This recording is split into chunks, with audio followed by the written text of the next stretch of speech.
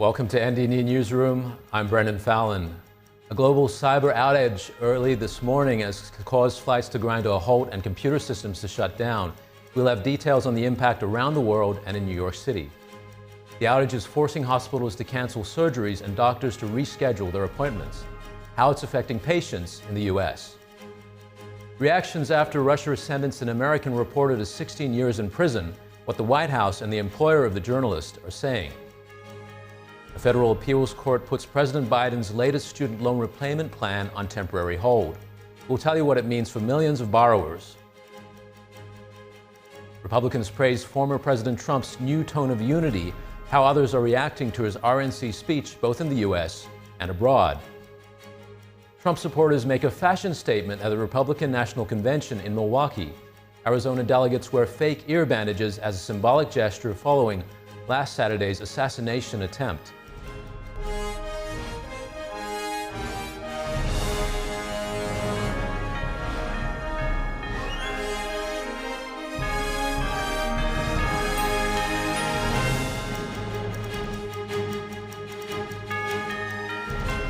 An update on President Biden's health before we dive into the tech outage. Biden tested positive for COVID 2 days ago, though it's still unclear which variant he has.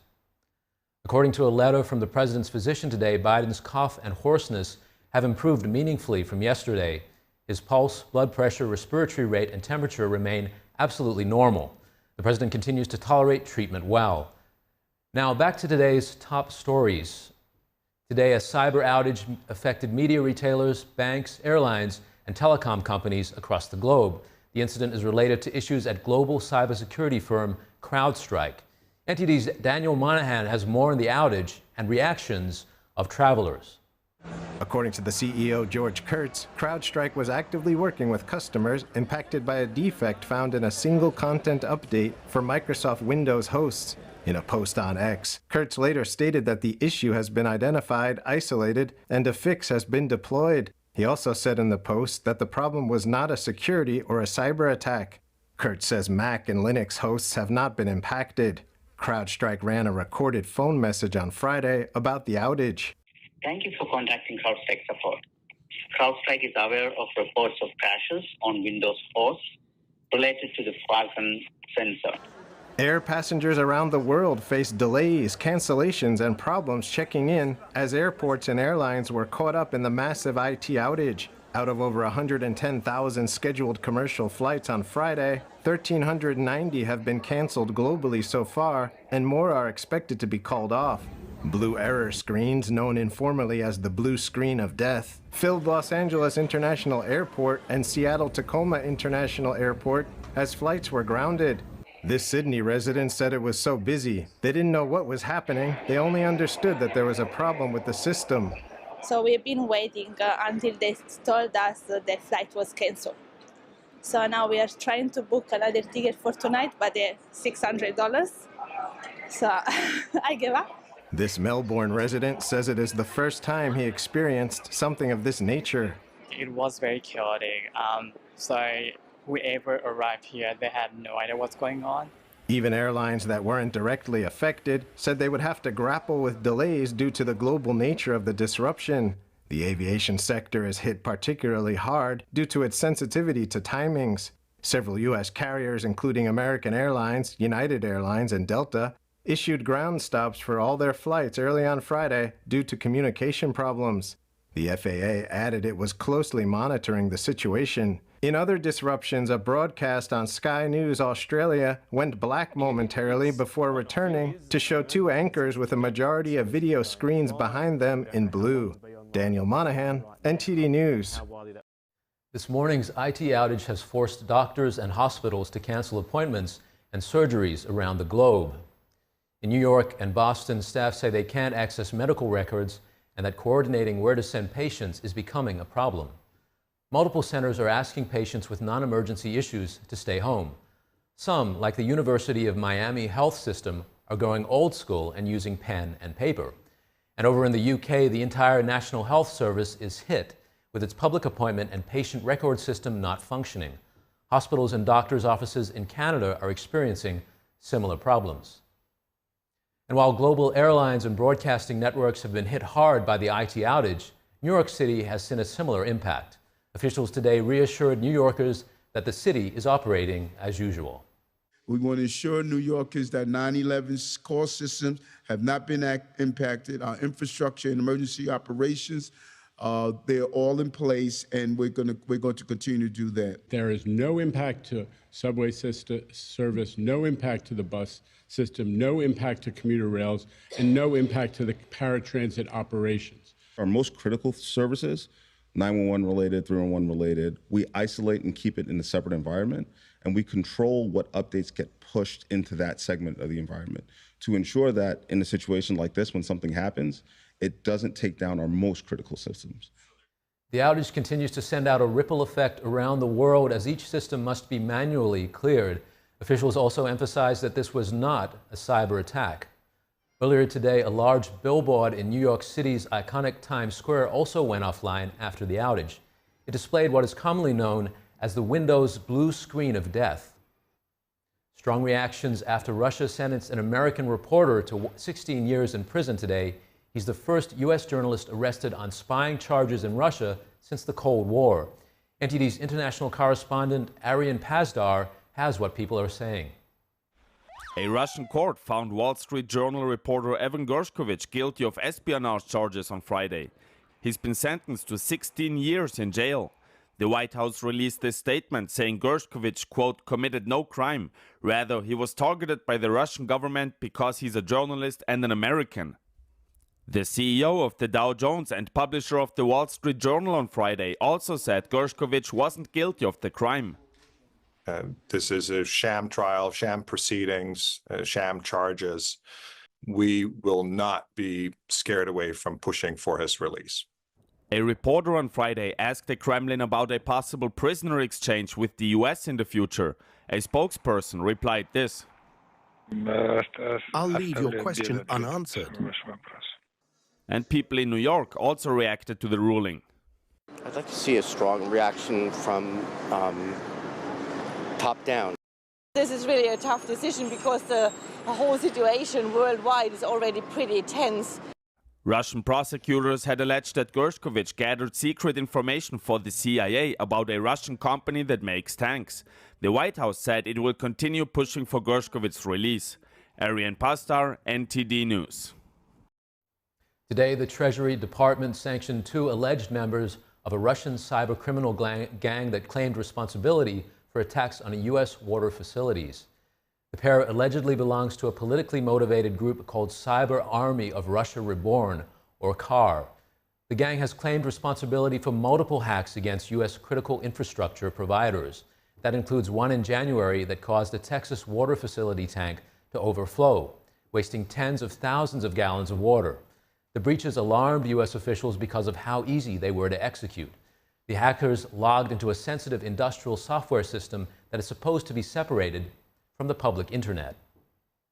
Authorities posted photos of the 2 alleged hackers unmasking them from their anonymous social media accounts.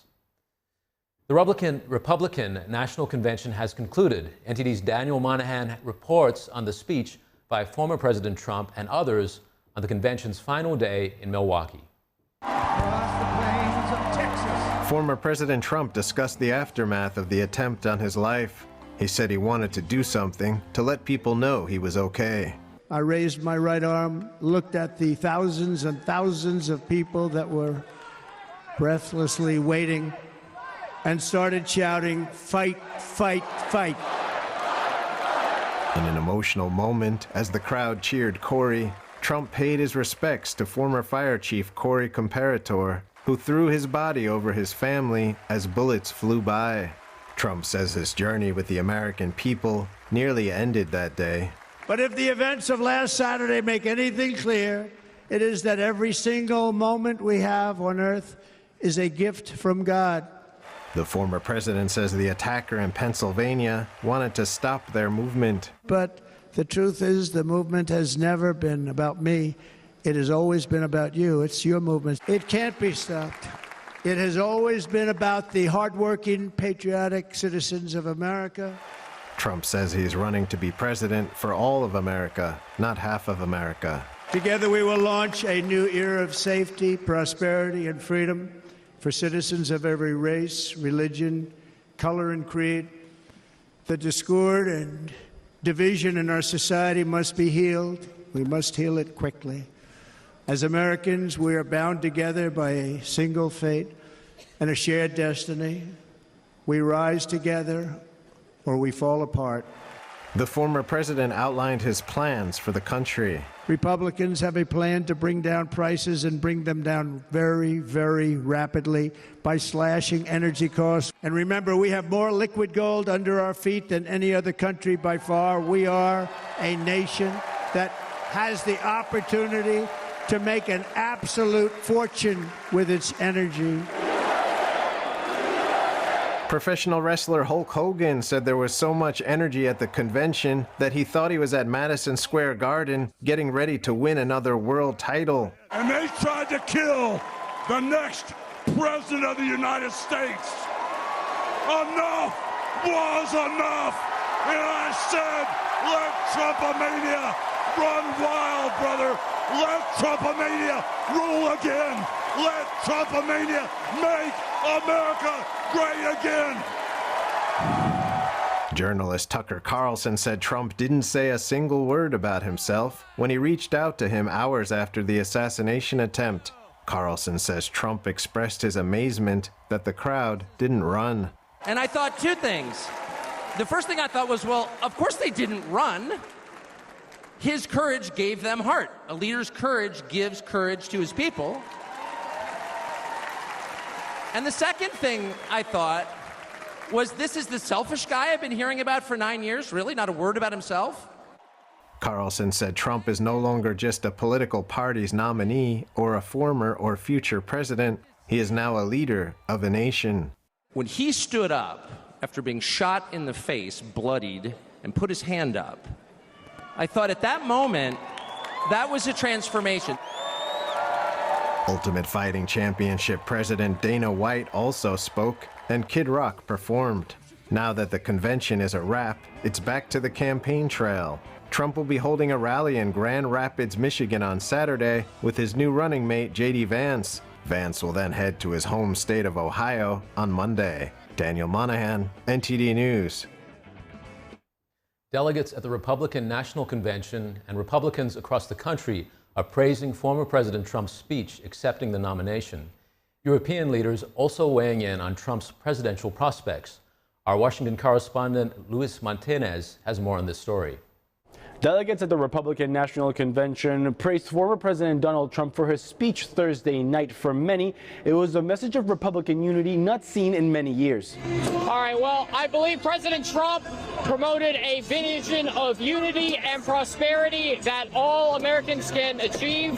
To those at the convention center in Milwaukee, there was a marked change of tone in the president's speech after the assassination attempt. I think we've had a huge change in his tone. I think he gave a great speech tonight, especially after everything that happened to him in Pennsylvania.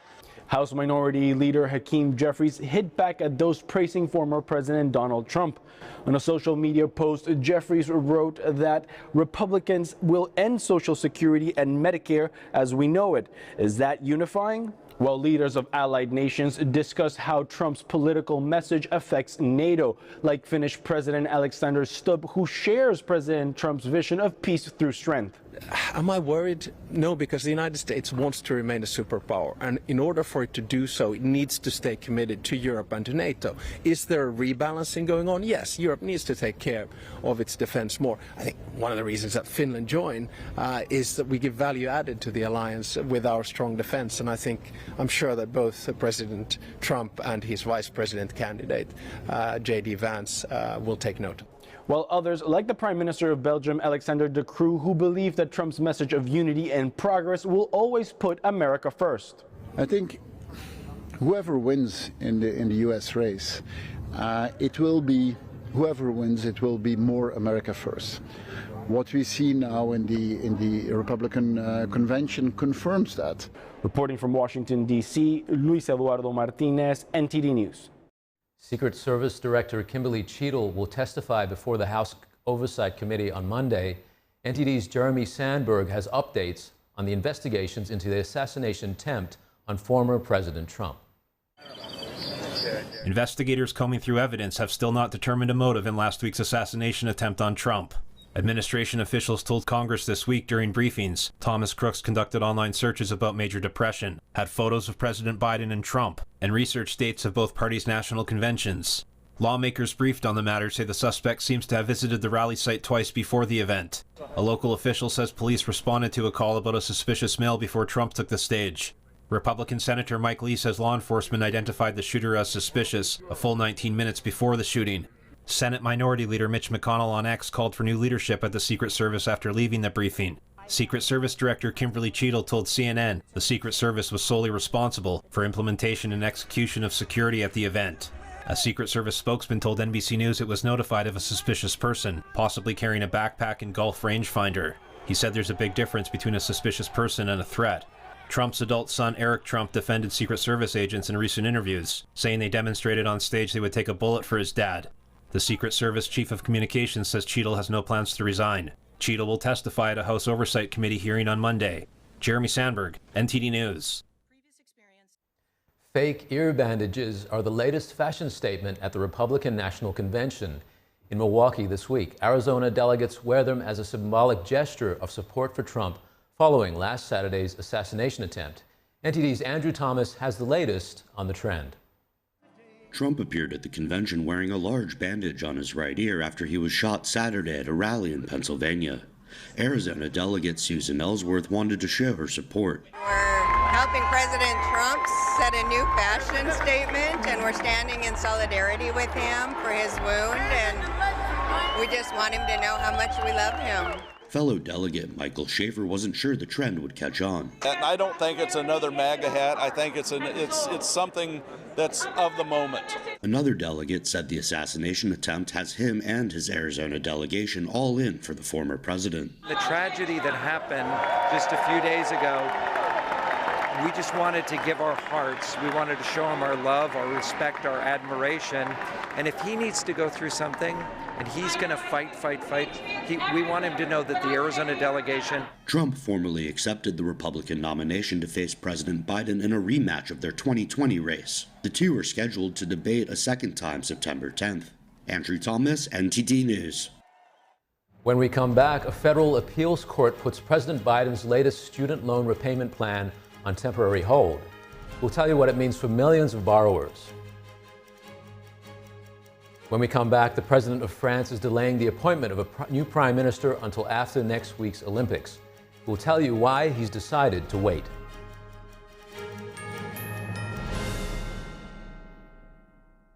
New to Medicare? Recently moved or losing coverage?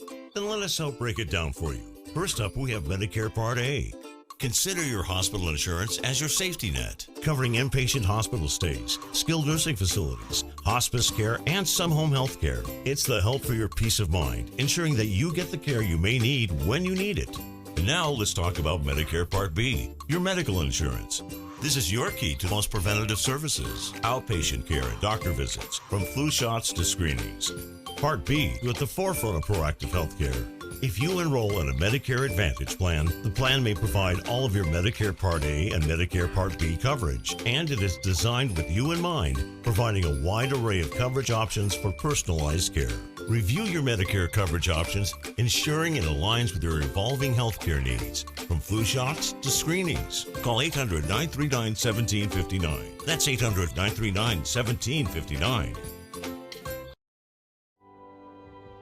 There's a whirlwind of emotion and activity going on in this painting.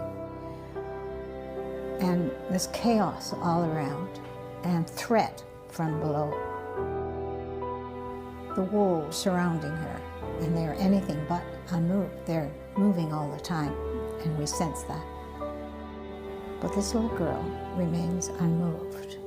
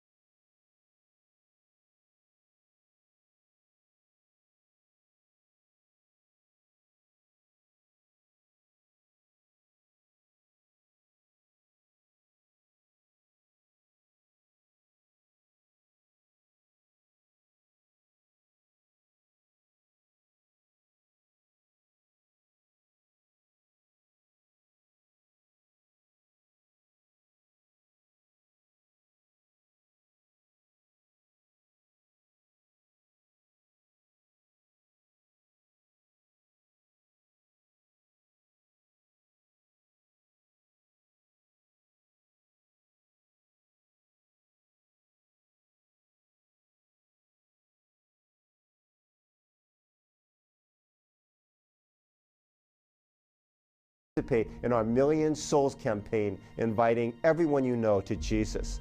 Listen, we all face some kind of firing squad in our lives, and yet faith in the Lord, that challenge can lead us to true peace in this insane world.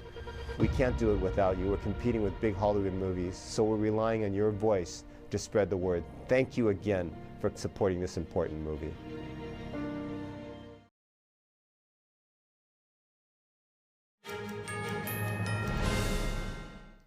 Alan Weiselberg, the former Trump Organization chief financial officer, was released from jail today. He served a little over 3 months for lying under oath during former President Trump's New York criminal trial. According to his lawyer, Weiselberg is home with his family after being released from Rikers Island Jail. In March, he pled guilty to perjury while testifying during Trump's New York criminal trial.